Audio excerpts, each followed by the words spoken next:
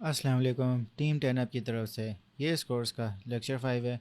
आप pen paper pencil अपने पास पकड़ लें ताकि आप इंपॉर्टेंट पॉइंट्स को नोट डाउन कर सकें। तो दोस्तों, इस लेक्चर में हम पैटर्न बेस्ड ट्रेडिंग को कवर करेंगे। इसमें मैं आपको मुख्तलिफ़ पैटर्न्स की स्टडी करवाऊंगा और मैं आपको ऐसी टिप्स दूंगा जिससे आपका रिस्क कम होगा और आपका रिवॉर्ड बढ़ेगा। तो दोस्तों, जैसा आप देख सकते हो कि यहाँ पे मुख्तलिफ़ पैटर्न्स हैं, जैसे head and shoulders, rectangles, channels, flags, pennants, symmetrical triangle, ascending triangle, descending triangle, wedge continuation, wedge reversal, double top, double bottom, triple top, triple bottom. ये सारे मुख्तलिफ़ पैटर्न्स हैं। हम इन सबको चार्ट्स पे देखेंगे। तो दोस्तों, अब सवाल ये है कि ये पैटर्न बनता कैसे है।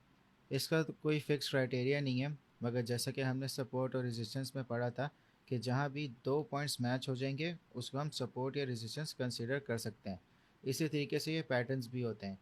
मिनिमम एटलीस्ट इनके दो पॉइंट्स मैच होने चाहिए, और जितने ज़्यादा उतना अच्छा आपके पैटर्न की एक्यूरेसी बन सकती है। अब ये डिपेंड करता है कि कौन सा पैटर्न है। हर पैटर्न के यूनिक फीचर्स होते हैं जो कि हम चार्ट्स पे देखते हैं। हम सीधा अभी चार्ट्स पे चलते हैं और पैटर्न्स को एक एक करके समझना शुरू करते हैं।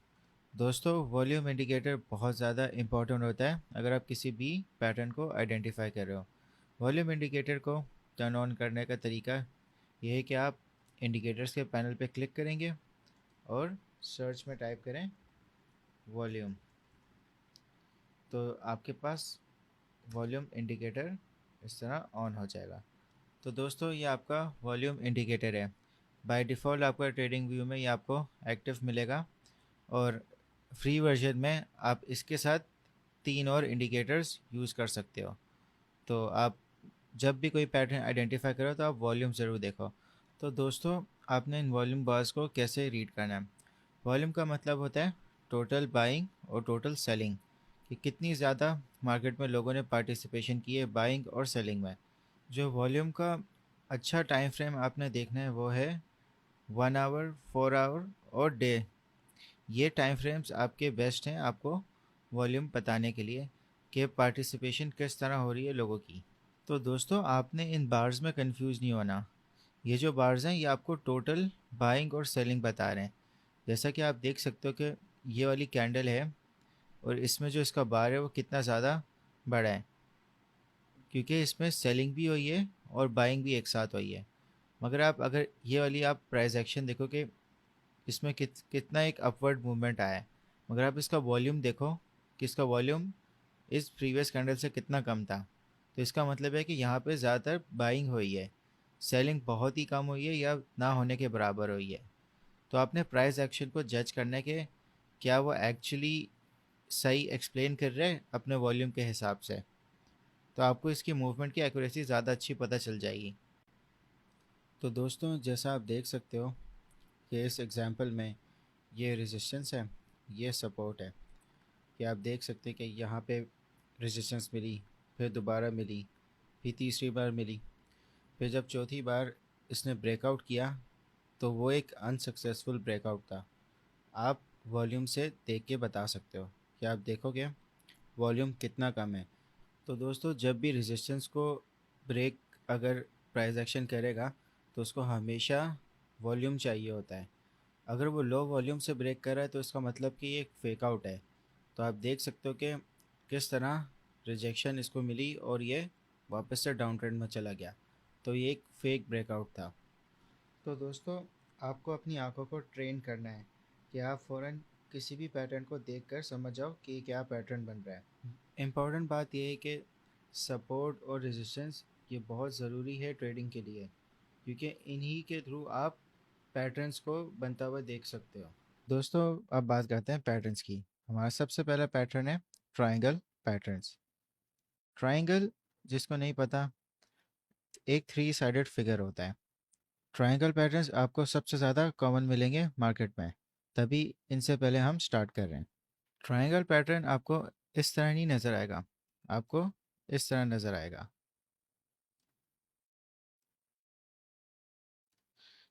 ये वाली साइड और ये वाली साइड, ये दो मेन साइड्स होंगी, और जो प्राइस एक्शन होगा वो आपको इस तरह होवर करता हुआ नज़र आएगा कि जो प्राइस एक्शन है वो आपका यहाँ से ब्रेकआउट करके अपवर्ड मूवमेंट ले सकता है या इस पैटर्न को ब्रेक करके डाउन ट्रेंड में आ सकता है।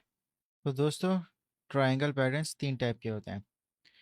पहला जो सिमेट्रिकल ट्रायंगल होता है, उसमें जो प्राइस एक्शन है आपको एक सेम मूवमेंट में आपको नज़र आ रहा होता है, और जो असेंडिंग ट्रायंगल है उसमें जो प्राइस होता है वो आपको अपवर्ड मूवमेंट में नज़र आएगा।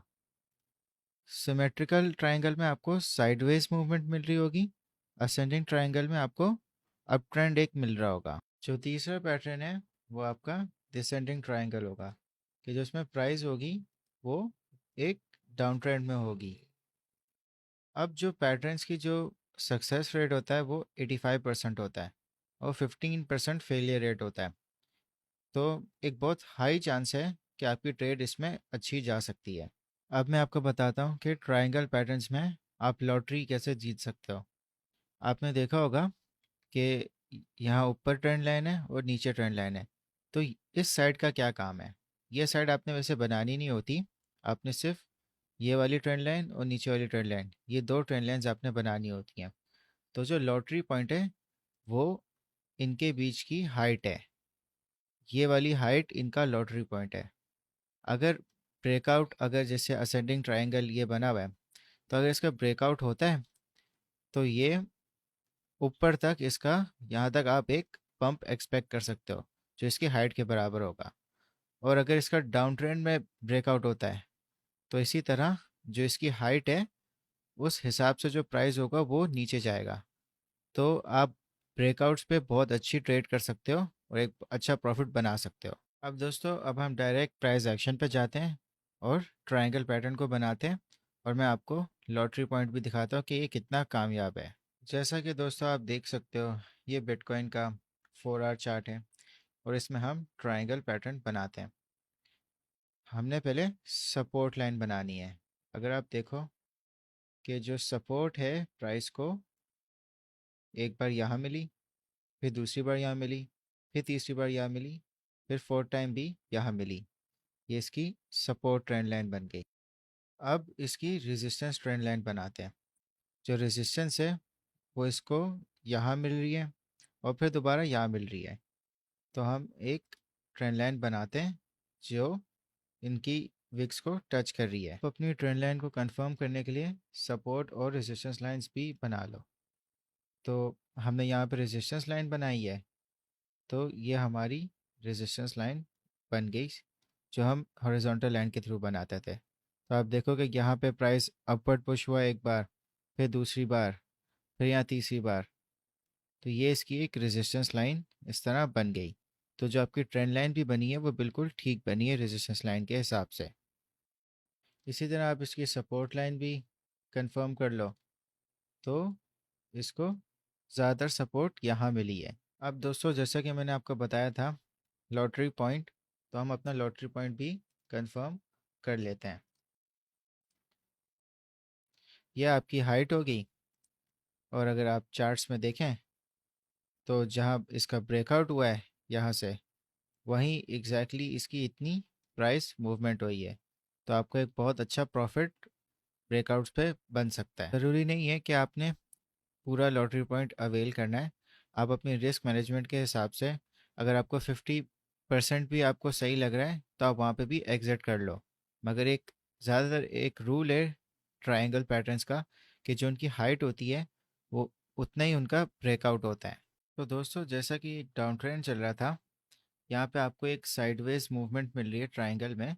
मगर आप जब भी ट्रायंगल बनाओ तो एक प्रीवियस ट्रेंड भी देख लो, और आप वॉल्यूम का इंडिकेटर भी लाजमी आप इस्तेमाल करो, ताकि आप देख सको कि प्राइस एक्शन में क्या एक्चुअल मूवमेंट हो रही है। अब जैसा कि आप वॉल्यूम को देखते हुए जो प्राइस एक्शन देख रहे हो, यहाँ पे इसकी एक पॉसिबल ब्रेकआउट का था, मगर आप वॉल्यूम तो देखो कि इसकी एक वॉल्यूम नहीं थी, तो ये फिर से वापस रिजेक्ट हो गया।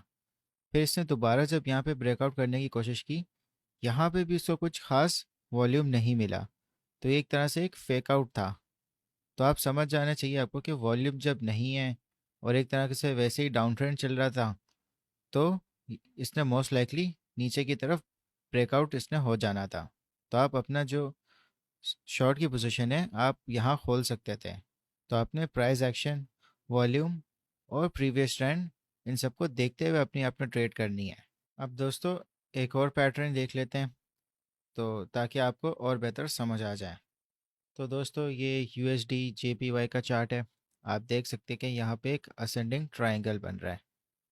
अब ज़रूरी नहीं है कि आपने जो इसकी जो अपर ट्रेंड लाइन है उसको आपने नीचे वाली ट्रेंड लाइन की तरह इस तरह बनाना है। आप उसको हॉरिजॉन्टल लाइन बना सकते हैं जो रेजिस्टेंस लाइन होती है। तो आप देख सकते हैं कि यहाँ पे एक जो प्राइस एक्शन है उसने एक अपवर्ड मूवमेंट लिया है, और जो इसका ब्रेकआउट था वो आप देख सकते हैं कि एग्जैक्टली इसकी हाइट के बराबर था। ज़रूरी नहीं है कि इसकी हाइट के बराबर ही होगा हमेशा, मगर ज़्यादा चांसेस होते हैं कि जो ट्रायंगल हाइट है उस हिसाब से ही ब्रेकआउट होए। देख सकते हैं कि कितनी बार ट्रायंगल ने से प्राइस ब्रेकआउट में आई, फिर रिजेक्शन मिली, फिर ब्रेकआउट में आई, फिर रिजेक्शन हुई और सपोर्ट उसने ले ली ट्रेंड लाइन की, फिर दोबारा इसने फिर फाइनली ब्रेकआउट कर लिया था यहाँ पे। दोस्तों आपको सबसे ज़्यादा इम्पोर्टेंट है कि आप प्राइस एक्शन की साइकोलॉजी समझे जो ट्रायंगल में हो रही है, और अपना जो स्टॉप लॉस है, टेक प्रॉफिट, वो सपोर्ट और रेजिस्टेंस लेवल्स के हिसाब से लगाएं। तो दोस्तों अभी के लिए हमने सारे ट्रायंगल पैटर्न्स को कवर कर लिया है।